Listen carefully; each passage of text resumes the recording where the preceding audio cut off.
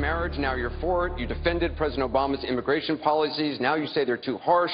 You supported his trade deal dozens of times. You even called it the gold standard. Now, suddenly last week, you're against it. Will you say anything to get elected?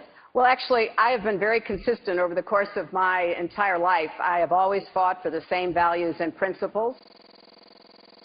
Do you think New York State should recognize gay marriage? No. No. Okay. I believe that marriage is not just a bond, but a sacred bond between a man and a woman. I have not supported same-sex marriage. I have supported civil partnerships and contractual relationships. I support marriage for lesbian and gay couples. I support it personally and as a matter of policy and law. So you're saying your opinion on gay marriage changed, or you changed your mind?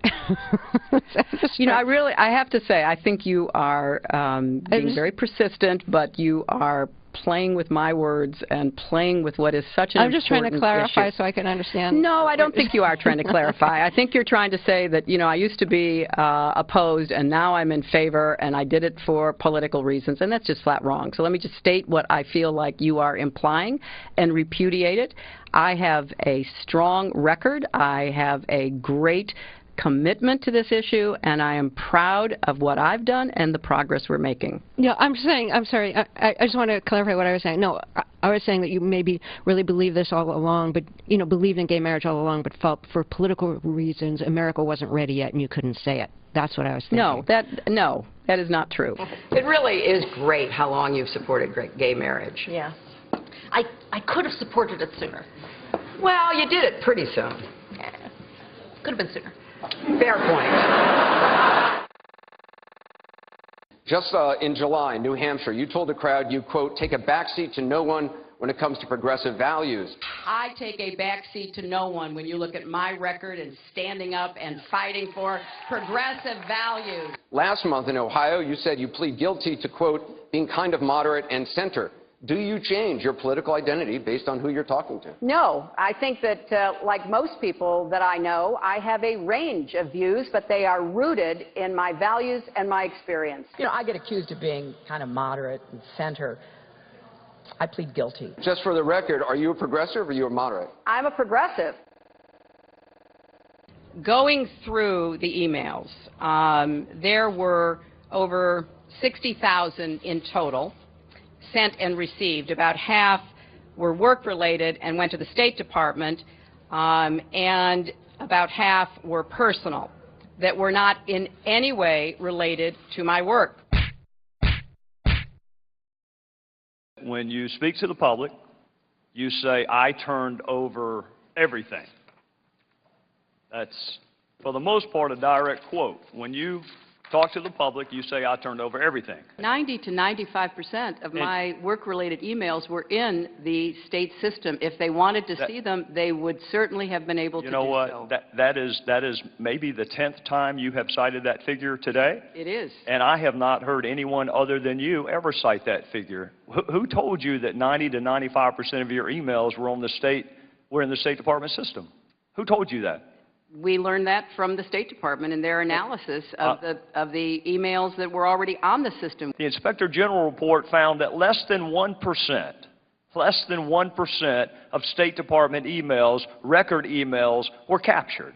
So they give a number of less than 1%, and you give a number of 90%.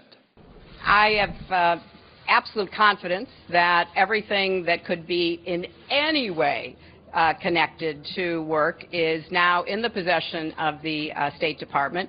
This pile represents the emails that you sent or received about Libya in 2011, from February through December of 2011. This pile represents the emails you sent or received from early 2012 until the day of the attack. There are 795 emails in this pile. We've counted them. There are 67 emails in this pile in 2012. And I'm troubled by what I see here. I can only conclude by your own records that there was a lack of interest in Libya in 2012. The server contains personal communications from my husband and me. Only time I got on the internet, I did 2 emails, and I ordered Christmas presents from a reservation. Otherwise, I found people said embarrassing things on emails. I didn't want to be one of them.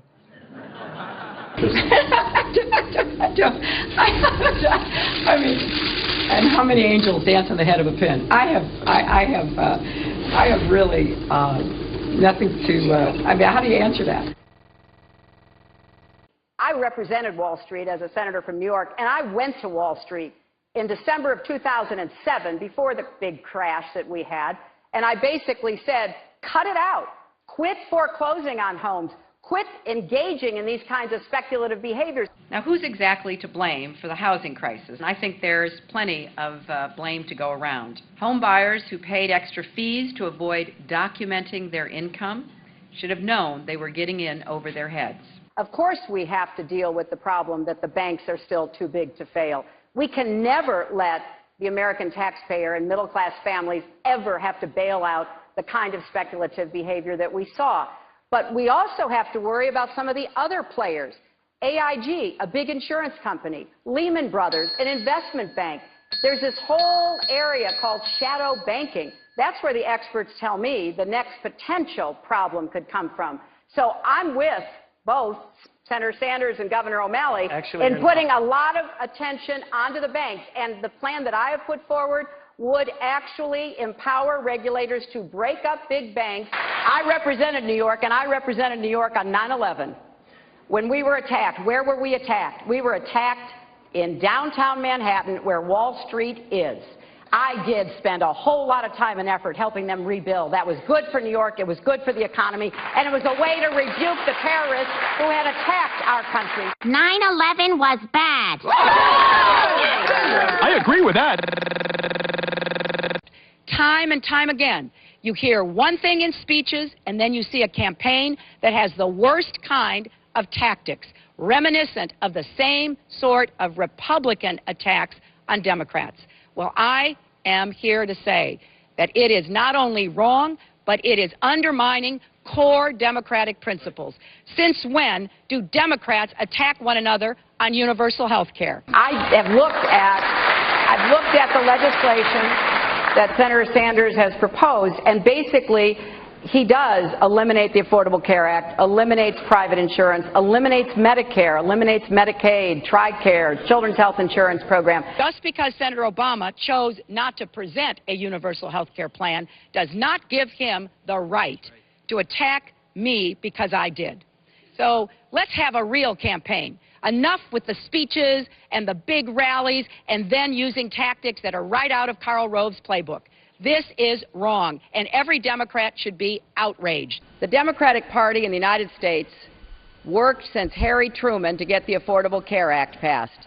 So shame on you, Barack Obama. It is time you ran a campaign consistent with your messages in public. Hillary Clinton's attempt to tout her foreign policy experience hounded her again on the campaign trail today. I made a mistake in describing it. She claimed she misspoke last week and was sleep-deprived when she described landing under sniper fire in Tuzla, Bosnia, something that didn't happen. But CBS News has found several times in the past few months when Senator Clinton used the Bosnia trip to try to show her international experience. December in Iowa. We landed in one of those corkscrew landings and ran out because they said there might be sniper fire. I don't remember anybody offering me tea on the tarmac when that was happening. Then in February. The welcoming ceremony had to be moved inside because of sniper fire. And last week. I remember landing under sniper fire. We basically were told to run to our cars. Now that is what happened. Differing accounts of your trip to Bosnia, and I'm wondering if you can clarify. I know you recalled, ducking under sniper fire, and Sinbad in his account, who was on the trip, he said that the most dangerous part was remembering where he was going to eat next. He's a comedian, Jeff. He's a comedian. So you actually recall, hearing gunfire, and were you when we were flying into Bosnia, we came in a evasive maneuver. There was no greeting ceremony, and we basically were told to run to our cars. Now that is what happened. After CBS News video showed what really happened when she landed and greeted officials, Senator Clinton maintained there were risks, but explained to the Philadelphia Daily News why she was seen on the Bosnian tarmac greeting a young child if it was really so dangerous. I was also told that the greeting ceremony had been moved away from the tarmac, but that there was this 8-year-old girl, and I said, well, I can't rush by her. I've got to at least greet her. So I greeted her, I took her stuff, and I left. Now that's my memory of it. Good to see you. Once again, her memory doesn't match our videotape. She and her daughter Chelsea lingered on the tarmac to greet U.S. military officials. Took photos. There was the group of 7th graders on the tarmac, too. And then Senator Clinton walked to the armored vehicle where she did eventually duck and enter.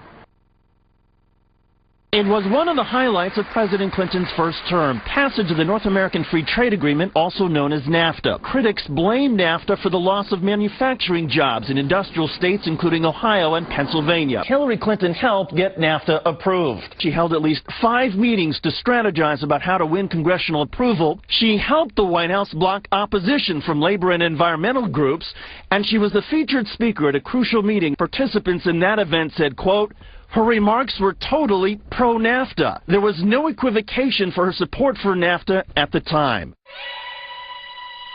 You know, I have been a critic of NAFTA from the very beginning. My concerns about NAFTA expressed years ago have been well documented and verified. I didn't have a public position on it. I have spoken consistently against NAFTA. And if you look at what I have been saying, it has been consistent. I was one of the voices in the administration warning about NAFTA. You said it was good on balance for New York and America in 2004, and now you're in Ohio, and your words are much different, Senator. The record is very clear. Well, you don't have all the records, because you can go back and look at what I've said consistently. Oh, I think that everybody is in favor of free and fair trade, and I think that NAFTA is proving its worth. I think on balance, NAFTA has been good for New York and America. Was NAFTA a mistake? NAFTA was a mistake to the extent that it did not deliver on what we had hoped it would.